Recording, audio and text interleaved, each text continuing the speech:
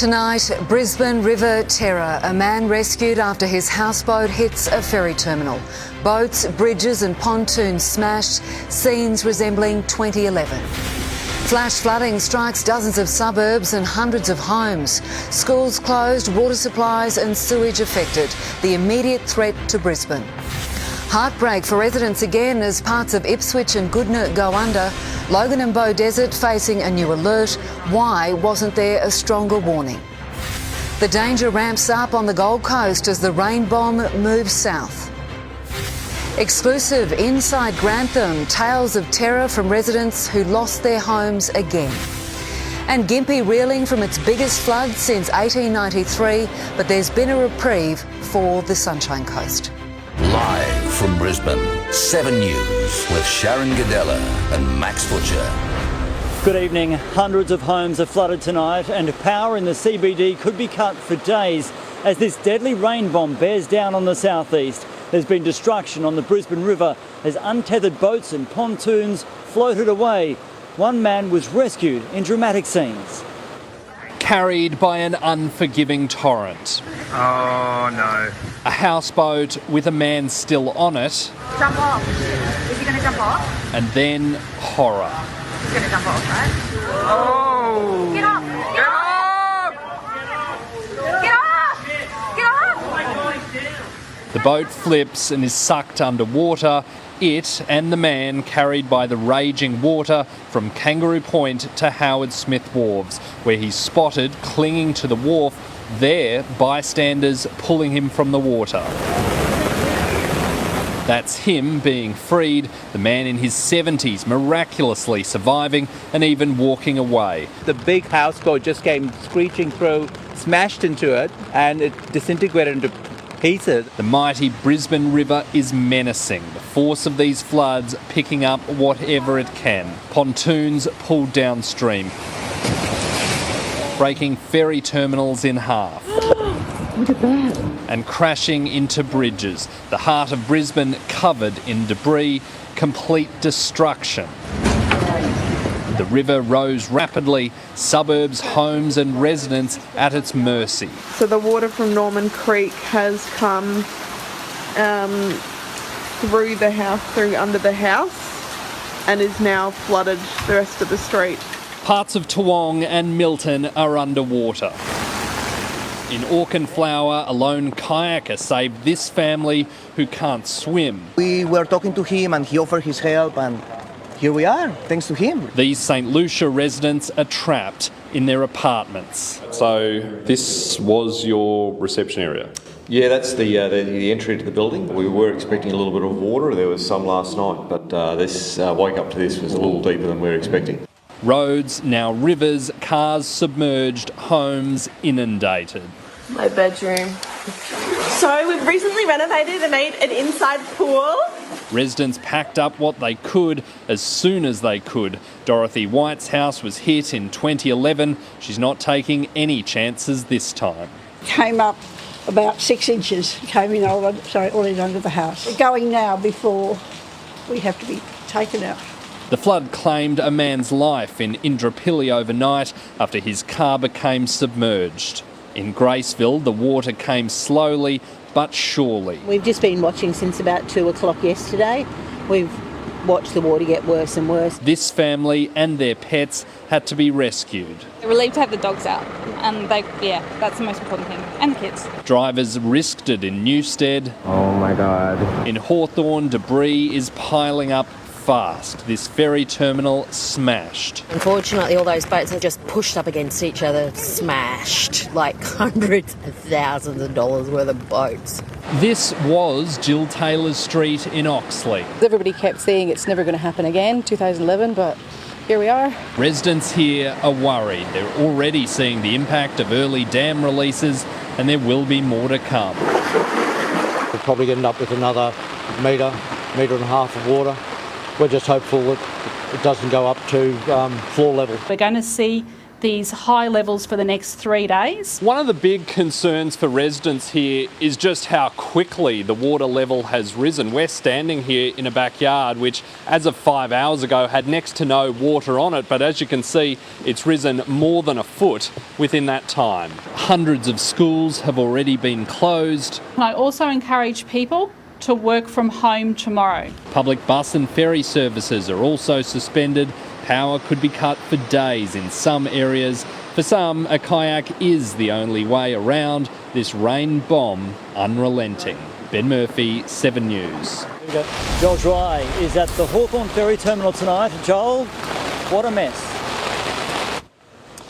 Yeah, Max, it really is. We are where those pictures were showing just a few minutes ago here at the Hawthorn Ferry, and things have got decidedly worse. For a lot of the debris that got held up at Kangaroo Point, if you missed there, this was another collection area, and there is boats, there are yachts, there are white goods, there is general rubbish, and also a number of city cats are just parked to the other side of the Hawthorn Ferry in some effort to keep them safe from this raging torrent. The water is rising rapidly. We were here about half an hour ago, and the water has come up at least 30 metres from where we had intended to set up. We are now almost knee deep in water. There have been some people out sightseeing. Obviously they are very nervous about the situation, so they want to get a better sense of what is exactly going on. A number of homes on this street, Gordon Street, they are getting water up through the bottom of their stormwater drains. They are having to bail out. And the obvious question is, when will the waters peak? That still remains to be seen, because as you can see, the water is still absolutely teeming down. Well, we're upstream from you, Joel, and I can tell you there is more debris on the way to you. Let's go to Georgie Chumley now, who's at Wooloowin. Georgie, hundreds of homes have been inundated across the suburbs.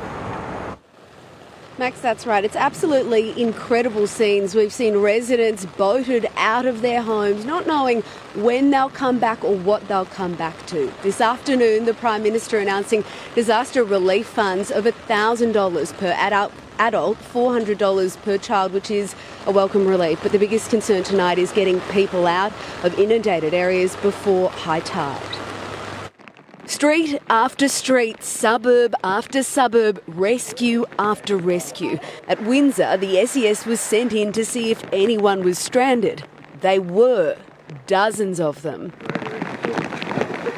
Desperate missions made by the desperately tired. Boats going in empty, coming out full. Yeah, we're in a state of shock at the moment. We're just caught out a little bit, but it's at least we're safe. So that's the main thing. We've got the dog out as well. Those inside, thankful they weren't left behind. So it's just about to reach our veranda now, so we're about to get it in our house. We had no idea. Our neighbours were saying that the 2011 floods didn't get this high. Georgia Roach and her partner heeded warnings to seek higher ground, but even their boat is flooded. Dogs are out, everything's out, packed a bag. How are you going? Is this all a bit of a shock?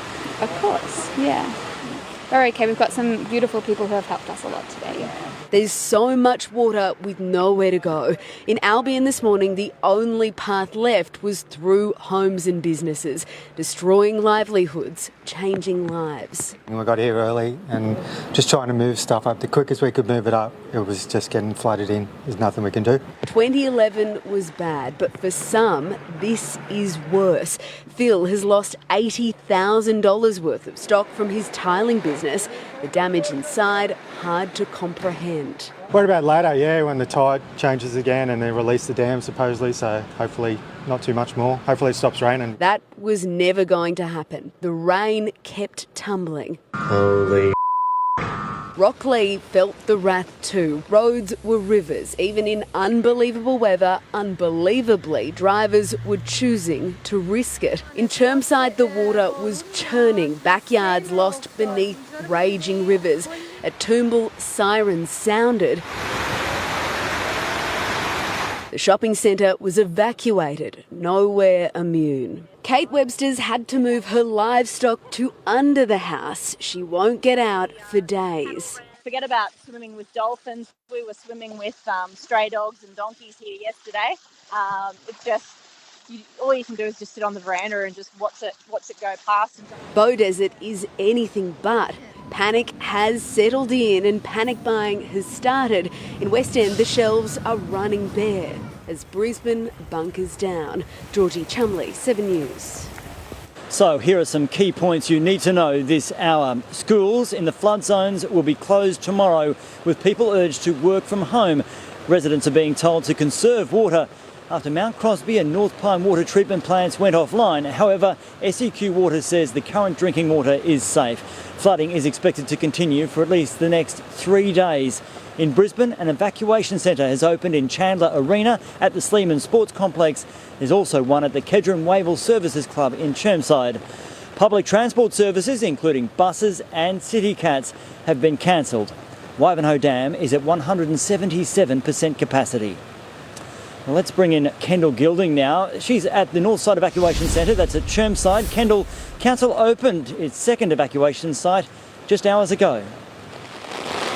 Max, this is the Kedron Wavell Services Club. It only started welcoming people at 2 p.m. and in just 4 hours it is nearing capacity.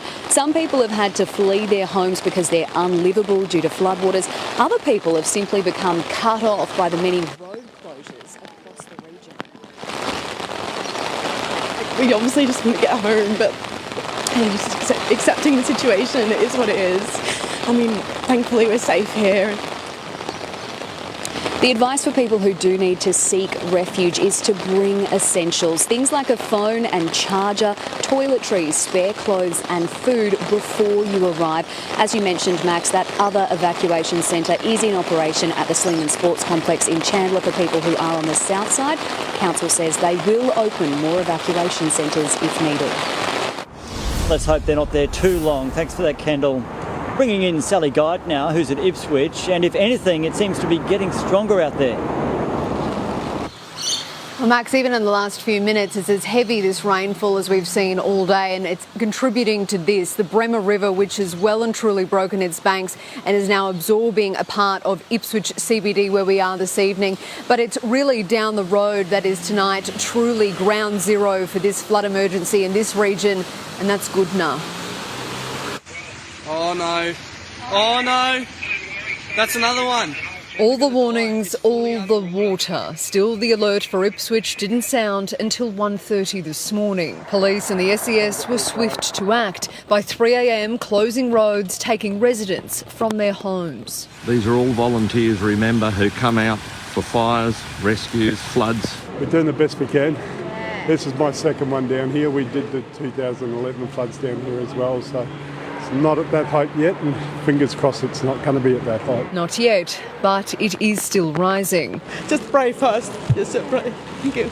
By 11:30, the flood gauge hit 11 metres, creeping towards that 2011 level of 16.5 metres. Yeah, we just check our things to put it up. Jacinta Sammet's grandmother's house went under in 1974, 2011, now again in 2022. How's Grandma doing now? In denial. She doesn't think it's happening, but it is.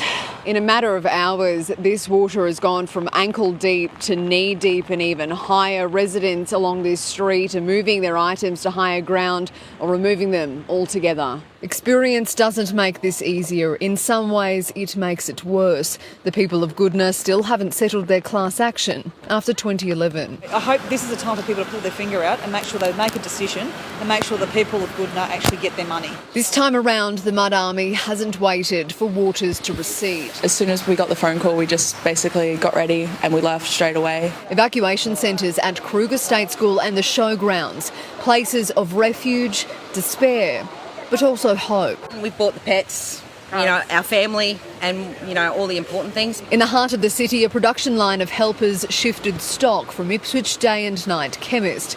They've gone under before and won't risk it again. The Bremer River hit 14.5 metres and rising, below the 2011 record of 19.4. Still an anxious wait. Tonight's high tide isn't until 10 o'clock. Sally Geit, 7 News. Well, from Ipswich to Logan, Katrina Blowers, Logan residents are bracing for major flooding tonight. How high do authorities think it will get? Well, Max, all day here at the Logan River, those river levels have just been rising rapidly, spearing dangerous debris downstream. But that hasn't stopped one man from jumping on a jet ski and racing upstream, dodging logs and branches in an act of extreme stupidity. Council has issued emergency alerts for 16 suburbs, with flood peaks expected at close to 2017 levels, which was the worst local flood in memory. The Logan River at McLean Bridge expecting to peak at 20.5 metres tonight. At Waterford, that peak will arrive tomorrow morning at 9 metres. There's currently moderate flooding along the Albert River and minor flooding at Beenleigh. Conditions there are expected to deteriorate tonight also, but it is really the Logan River that authorities say is the one to watch. And Council has spent the day door-knocking suburbs that are expected to be worst affected. There are 16 suburbs on that list. And 2017, not that long ago, after Cyclone Debbie just brought a huge amount of rain to this area and devastated businesses and homes. So it really will be an anxious wait for so many people tonight. They're not alone. Thanks for that, Katrina. We've finally been able to make our way into Grantham to show you firsthand the devastation. The town remains an island with residents evacuated and 150 roads cut. Sheltering at the pub, CWA nursing home residents shifted into the Oakey RSL after an emergency alert for Oakey Creek. Day 3 for Grantham. The rain came and it stayed. And it's like a highway of water. Alan Baxter had hoped to ride out the ordeal, but was today evacuated from town. There's no fresh water to drink. At Bill Hooper's Grantham shop, Here we are on like our own little island. more damage and devastation. But above all, generosity, the owner giving away a cold room full of food. Milk and eggs. Selflessness during a disaster, the strongest display of that shown in Grantham yesterday when Jamie Dixon pulled Leo from raging floodwaters in an extraordinary rescue. Bobbing up and down in the water, and there was times when I thought he was gone completely. Graham Turnbull was also there and called 000. He couldn't talk. He couldn't respond. Leo has since been discharged from Gatton Hospital. You do these things to help your fellow man.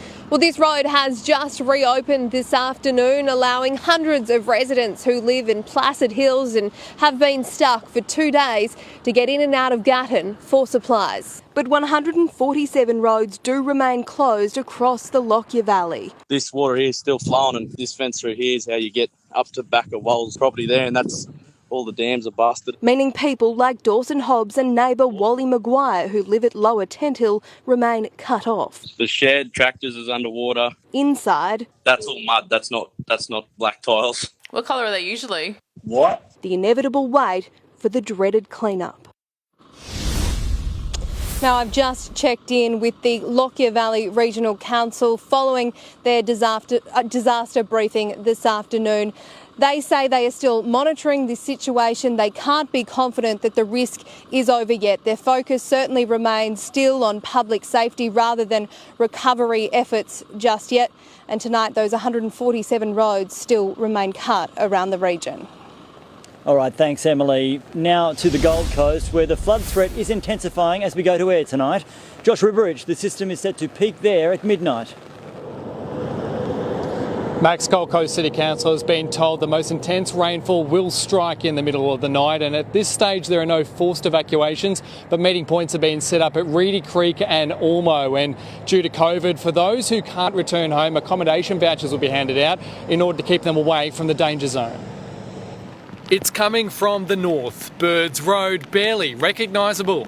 Water crushing cane fields. Police escorting a long line through the danger zone on Norwell Road. This is what police want to avoid. The torrent starts here, high in the hinterland.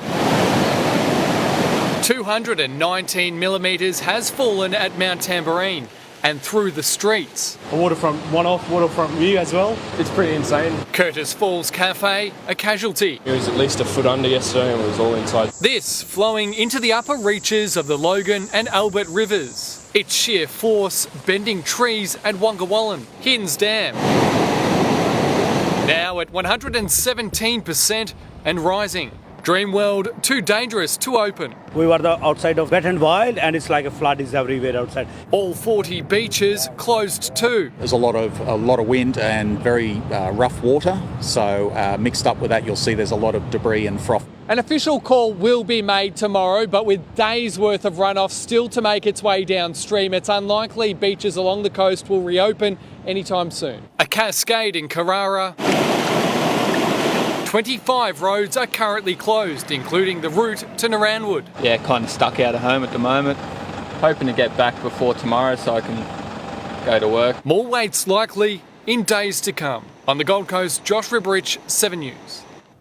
And Paul Burt is at Oxenford tonight. Bertie, there are warnings for the Coomera River. Yes, that's right there, Maxie. In fact, we've had more than 200 millimetres falling overnight in the Coomera catchment area around Beachmont and, of course, Mount Tamborine. And it's all powering out through this area here at the weir. Now, the Oxenford Weir, we've seen floodwater here for almost a week, but nothing quite like this. The Coomera River has broken through a second section of the north. It's draining all that floodwater at an incredible rate, I can assure you of that. It's a moderate flood height for this waterway. Now, we are being urged and warned that there could be further rises throughout the night if there is continued rainfall higher up in the catchment area. There's also warnings in the cities south around Tallabudja and, of course, Currumbin residents there in low-lying areas later tonight if this rain continues to fall. All right, thanks, Bertie. Now to Tony Auden, and this rain is still having a big impact. The big question, Tony, how much longer do you expect it to last? Well, Max, that clock is ticking. We're looking at just a matter of hours now, but there is still plenty falling across the southeast. As we check the latest, we still have areas of moderate to heavy rain right across the southeast. I'd call it lighter showers on the Gold Coast at the moment, with the heavier rain staying inland from there. Severe storms have been dropping very heavy rainfall on areas north of Brisbane up towards the Moreton Bay region. The Bureau of Meteorology has severe thunderstorm warnings mentioning very dangerous storms for the area between Brisbane and Strathpine. Bracken Ridge has recorded over 700 millimetres of rain since yesterday morning. Creeks have been rising rapidly in this area today. Now, we can expect the rain to clear south this evening, then back to only isolated showers tomorrow. And of very much importance this evening for anyone near the Brisbane River, the Bureau's warnings are well under what we're expecting. We were expecting a 3-metre peak this evening around 8 p.m. That is already sitting at 3.28 metres. And we have almost 2 hours to go until that peak. We could see a major flood peak across the Brisbane River tonight, and tomorrow morning's is meant to be much higher. Sharon, this is starting to look a lot more like 2011. That is not what we want to hear. All right, thank you, Tony. The southeast flood crisis, it is changing by the moment. The latest breaking developments and warnings are ahead. A piece of paradise turned disaster zone. Floodwaters begin receding on the Sunshine Coast. And Gympie underwater, the biggest flood in 120 years. We're there live on this special edition of 7 News.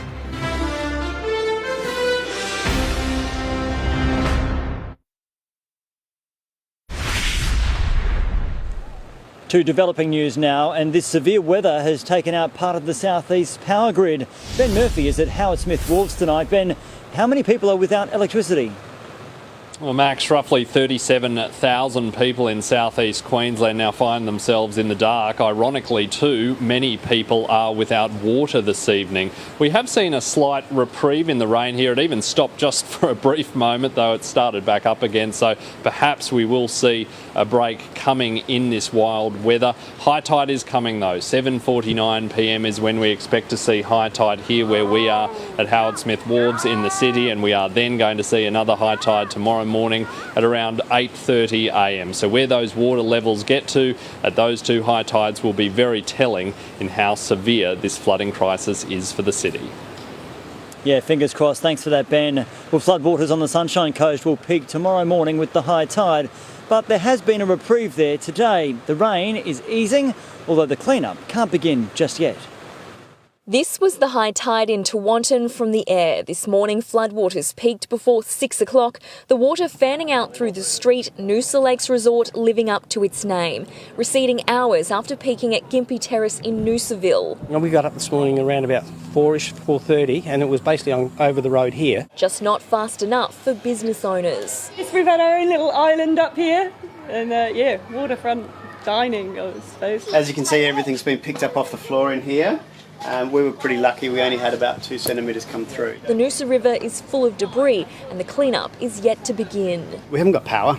After a morning reprieve from rain, it began again in Maroochydore this afternoon. Here at Brisbane Avenue, the water has barely had the chance to go down. It was lapping at the front door of homes last night. Bruce Cantle began preparing his garage for the morning high tide after watching 7 News. Until you said how high it was going to be, I didn't realise it was going to go that high. Across the Sunshine Coast, roads remain cut off by floodwaters. Coran remains flooded. Water is still raging at Condalilla. At Mount Coolum, a flowing waterfall. The Bruce Highway, meanwhile, was a car park. When the main arterial was cut off by floodwaters, drivers became trapped, stopped in their cars hoping for the best. Candice Taylor and Emma Parks among them. We were lucky enough to take the exit. But yeah, everyone that was on the Bruce Highway, I'm guessing they slept there because you couldn't turn around there. Every lane was full of cars. This is the Bruce Highway behind me. At this time on a Sunday night, normally it would be full of people heading home from the Sunshine Coast to Brisbane after the weekend away. But there's been barely anyone travelling down this road because just a bit ahead of me is where the roadblock is. So instead, people have been going to the nearby towns to Caloundra to wait until the Bruce Highway opens. Quite a unique sight. Thanks for that, Rosie. Let's go now to Anna McGraw, who's in Gympie, where the Mary River has peaked at almost 23 metres. Yeah, Max, well, the town is now being told to conserve its water supply after the power was cut off to the water treatment plant here as well. There's only about 24 hours of clean water left for the residents here, but police tell me there will be a plan in place early tomorrow morning to power it back up. Now, the river is again expected to rise overnight after last night's major downpour, but it will take about 24 hours to see that happen. But this event has already broken records. A record-breaking deluge swamping a small town, the Mary River peaking overnight at almost 23 metres after another 100mm drenching, making this disaster the worst in over a century. No one in living memory have seen it get as high as this. Overnight, dozens braved the floodwaters to get to safety. We were staying at the Fox Glen Inn Hotel and we really wanted to get out of this island that had formed around us. Bringing with them an 81-year-old woman stranded, now staying at one of Gympie's evacuation centres. This morning, looking back, was anxiety inducing. One of Queensland's latest flood victims also identified today, 37-year-old Phil Sugg, a local father of 3, was swept away on Tin Can Bay Road yesterday. The heartbreak and devastation from the damage is beginning to set in. Daryl Blacker and Jodie Field's automotive business completely inundated. They've owned it for more than 30 years. Your eyes can see it, but the brain just doesn't compute that it's real. Those on the outskirts began cleaning up today. Pacific Motors was swamped at 1 a.m, but by midday they were clearing out mud and debris. They came down here this morning at 1 o'clock in the dark in the rain to pull cars out. Others helping by brightening spirits. Out here, see if I can find the big Noah. While floodwaters have receded by almost a metre, locals are worried they could rise again. More rainfall is predicted for already soaked surrounding catchments. We need to plan for the worst. Further north, Maryborough is preparing for water to flow upstream, expecting floodwaters to hit tonight. A search is also underway after a tinny flipped overnight, with police asking people to check on their friends and family as the crisis holds a tight grip on regional Queensland. Anna McGraw, 7 News. We'll have more on the flood emergency soon on 7 News. Plus, Ukraine's capital under attack. A missile fired into apartments kills civilians. And inside the cities getting ready for battle, training in the trenches as teachers take up arms.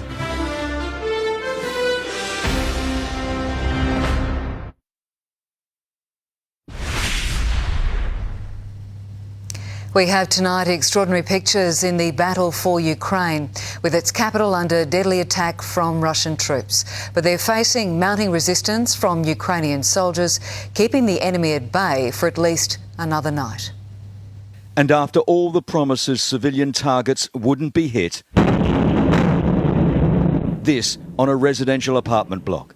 the speed and fury of a guided missile on a Saturday afternoon. 2 people killed, 4 injured. The Russians denied responsibility. Ukraine called them war criminals. We managed to escape. We were in the kitchen. We were lucky. It was a direct hit into the living room. My wife and elder child have their legs broken. The terror of sitting in your apartment when the walls implode and the world goes black. The force of the explosion has thrown debris across the road and into buildings opposite, where locals tell me they'd just emerged from bomb shelters where they'd spent the night, and seconds later the sirens began again and the missile struck.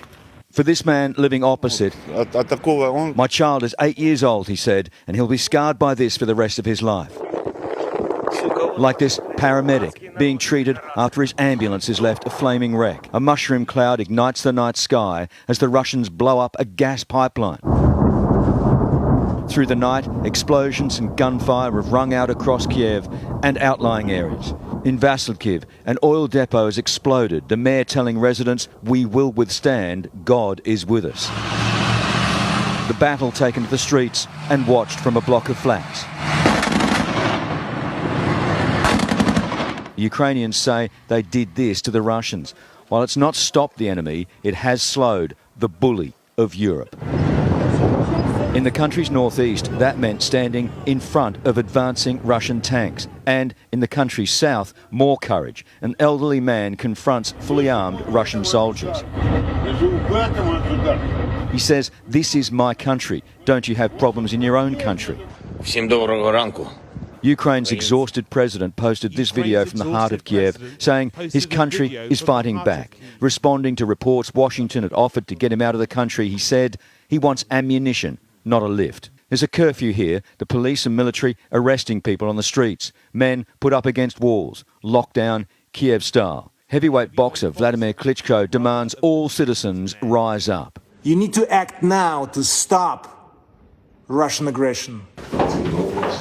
Russia's Foreign Minister Sergei Lavrov says they don't want to occupy Ukraine. His message rolled out as the tanks rolled in, a trainload of pain on the way from Belarus. But from New York, the United Nations united except for Russia, a minority of one. Unsurprisingly, Moscow vetoed the UN's condemnation of Putin's war. Surprisingly, China abstained, not supporting its new supposed friend, Russia.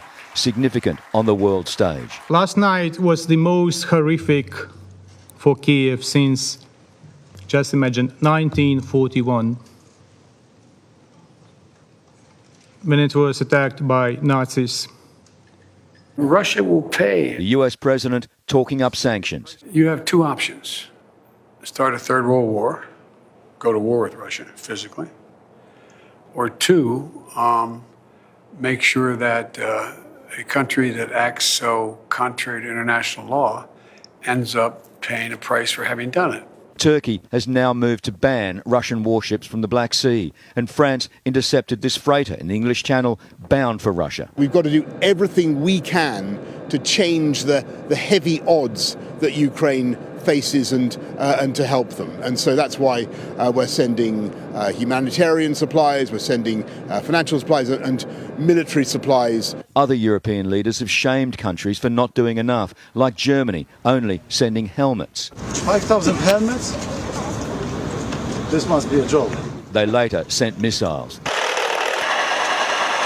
And this is what they're seeing on Russian TV, described as crossing into disputed territory, a dispute Ukraine will fight to the death. Chris Reason, 7 News.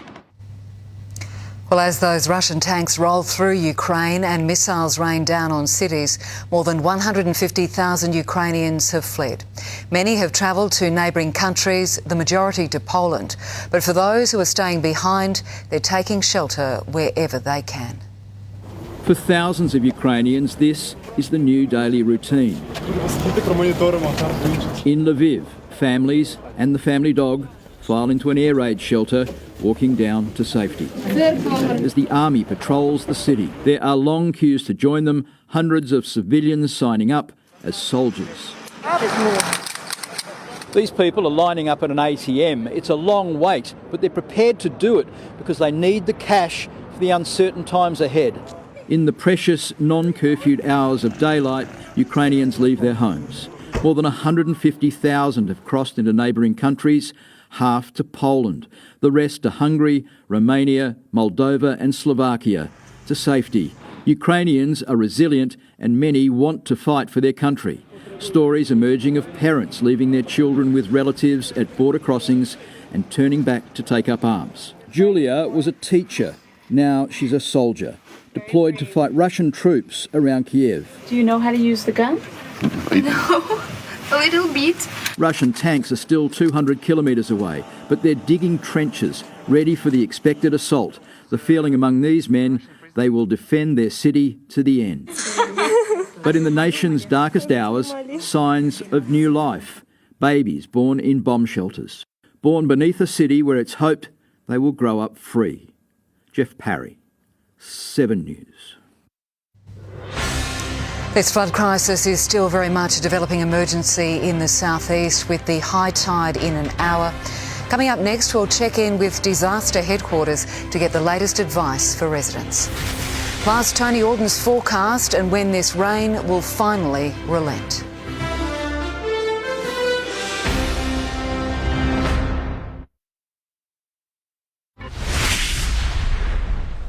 The Brisbane River is rising rapidly tonight. We're at South Bank, but Joel Dry is in Hawthorn. Joel, more homes are going under. Max, they are. We are in one of the low-lying streets of Hawthorn, and as you can see, already some are beginning to get water through their front yards, their lower levels, and we are in fact probably about 300 metres from the river itself, not far from the Hawthorn ferry terminal, which is now an absolute junkyard created by a huge amount of debris that has been sweeping down the Brisbane River right throughout the day. Some of the pictures we have seen have been incredible. Huge portions of pontoons, major boats. At the moment we can see, huge motor vessels that are now just collecting in that area. More to come tonight. It is going to be a very scary evening for the people in these low-lying areas and everyone who is unfortunate enough to live tonight along the Brisbane River. Max?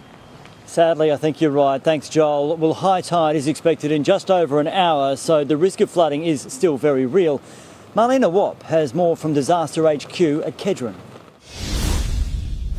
Well, there have been thousands of calls for help during the flooding emergency, with call centres inundated. Joining us now is the State Disaster Coordinator, Steve Golcheski. Thanks for your time this evening, Deputy Commissioner. What's your advice to people at home tonight? Well, we're seeing a very dangerous situation still. The heavy rain is still falling right across the southeast, but particularly in Brisbane at the moment. So we're coming into the evening. It's really important that people stay off the roads for now. We're not expecting this to clear until the morning, so we want everyone to stay where they're safe. We heard the Premier mention earlier that people should have a safety plan. What does that mean exactly? Well, what that means is people need to, if they're particularly in areas that can be subject to flooding, and we saw this morning in Brisbane, we saw 3.1 metres at high tide. We're coming into another high tide this evening at around 8 p.m. But in the lead up to that, we will see elevated water levels.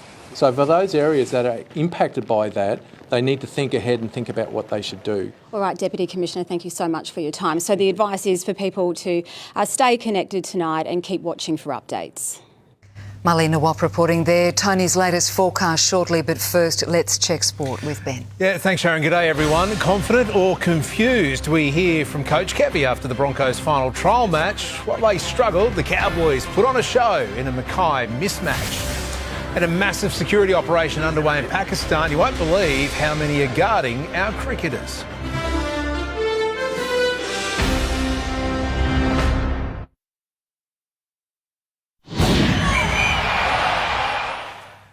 None of the halves contenders put their hands up in last night's trial match, but Broncos coach Kevin Walters insists he's not confused over Brisbane's starting lineup, less than a fortnight out from round one. Today, the Storm ensured they'll start the season on a roll, while in Mackay, Cowboys playmakers exposed Brisbane's bad habits. The Broncos of today, light years away from when these two were calling the shots. Last night, there was hardly one fired in anger after Tyson's gamble in the second minute. Gamble grubbers, it's a beauty as well. Well, it was 10 times better than last week, I'll tell you that much. Last week was an absolute shocker. He tried, sometimes too hard, while Billy Walters was kept quiet, hardly solving Brisbane's halves puzzle. No, I haven't been confused all along. I'm actually a pretty smart fella, and I sort of knew what I was going to do all along. But no amount of bravado could hide this. Is 12 days enough time to fix it? And short ball, Holmes back on the angle. Yeah, mate, yeah, certainly is. But it's going to be a work in progress for the season. Not much the Broncos' defence could do here. Puts a grubber in for himself. What a kick! The hammer! The man he replaced now thriving on the edge. It is some battle out in the centres tonight. Holmes and Staggs. Creative Cowboys, Dearden and Drinkwater both set up tries, creating good headaches for Todd Payten. In stark contrast, the Broncos are the benchmark of the NRLW, flexing their triple premiership muscle as the season kicked off in Newcastle. In their maiden outing, the Titans were competitive, while in a rematch of last season's decider, Brisbane were too classy for the Roosters. A rematch of 2 of the 3 NRLW grand finals so far. And getting over in the corner. A nasty head clash between Broncos teammates. Thankfully, both okay. The Broncos were far too strong in close and out wide. Millie Boyle unstoppable with a record 23 runs. Millie Boyle! The Titans made their big league debut. They trailed 14-0, but hit back with 2 tries to close the gap to 2. The Dragons holding on. Quincy Dodd does just that. On the other side of the country, AFLW. They got the points to move back into the top 4, but the Lions could be without Orla O'Dwyer. Not a good sign. The Irish sensation with a shoulder injury. It marred a demolition job on the lowly West Coast. Tall target Dakota Davidson playing small forward. And snaps a very clever goal. Greta Bodie helped herself to a left foot special. And heartbreak for the Suns against the Saints. A valiant comeback saw them with a chance to steal a win. Has missed. Ben Dobson, 7 News. Security, bio and physical is tight as Pat Cummins and his test team arrive in Pakistan for their historic tour. Buses under police escort arrive from Islamabad Airport at the team hotel. Before arriving here was not only security but biosecurity, and everyone's done a fantastic job. So we feel like we're here, we can just concentrate on the cricket. While the Aussies relax on their phones and under their masks, 4,000 police have surrounded their accommodation. It is Australia's first visit to the strife-torn cricket-mad country since 1998. Well protected there, Sharon. They certainly are. All right, thank you, Ben. Well, Flashback will return next week, but next we're back to the disaster zone. Live with the latest information as the Brisbane River approaches this evening's high tide, plus Tony Orton's full forecast.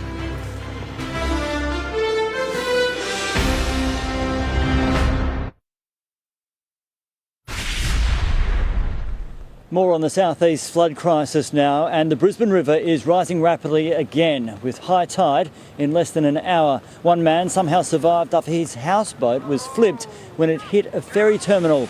Elsewhere, boats and pontoons have been ripped from their moorings. The floods have now claimed 6 lives. The latest, a man at Indooroopilly whose car became trapped in floodwaters. Energex reports more than 35,000 homes are tonight without power. Schools in flood zones will be closed tomorrow. All right, let's look at the weather now. Once again, Tony, what a day. Plenty happening. What's the latest? Yes, Max, that rain is almost over, but this event is coming to a peak just as that happens. Today, the heaviest rain north of Brisbane and up towards the Moreton Bay region, severe flash flooding and stream rises there. This evening, we still have widespread soaking, moderate to heavy rain further south across the region, extending across the Bremer River and the upper reaches of the Logan and Albert. Now, looking ahead, we can expect that heaviest rain to clear south over the next few hours, peaking towards the Gold Coast, then likely easing to more sporadic showers after midnight. Major flooding persists across the region and should get worse as that rain moves south overnight. Brisbaneites, flood waters are already much higher than expected, as we can see on the chart here.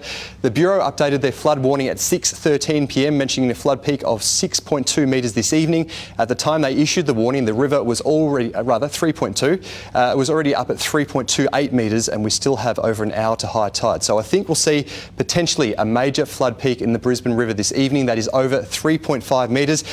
Then, the scary bit. Tomorrow morning's high tide is set to be almost 70 centimetres higher than this evening, and the flooding on top, we could be well over 4 metres. 2011, the peak was 4.46. This is getting very serious on the Brisbane River. Now, to the forecast, we have severe heatwave conditions easing in the tropics. 34 atop of Cairns and Townsville with afternoon showers there. In the south, also isolated showers from around Bundaberg south along the ranges and staying hot inland. Longreach up to 39 degrees. In the southeast, a few more hours of that heavy rain as it clears south. Flash flooding and worsening river flooding are still on the cards, so please check warnings in your local area. Then tomorrow, just a couple of afternoon showers, but they'll be over small areas. We shouldn't see any rain of consequence. Boaties, still rough conditions, winds easing. We're looking at variable early, then west to southwest up to 15 to 20 knots. Still a lot of water around both in the rivers and offshore. Swells offshore up to 3 metres. So in Brisbane, well, we have a forecast of a shower or two, 21, warming up to a more muggy 29 degrees. Again, it's all about watching that flood peak, especially in the morning. Levels are higher than previously expected and not consistent with the warnings at the moment. Now, looking ahead, we do get a dry run into the early parts of next week. 31 degrees, mostly dry on Tuesday and Wednesday. Then we do have the chance of the odd shower starting to redevelop from Thursday into next weekend. This should not be widespread rain. So for now, that main concern is over tonight's rain and the flooding for the next few days. All right, Tony, thank you very much for today. And that is all from us this Sunday. There will be a special edition of Sunrise tomorrow with Natalie Barr live from the flood zone. But for now, from all the team, have a good night.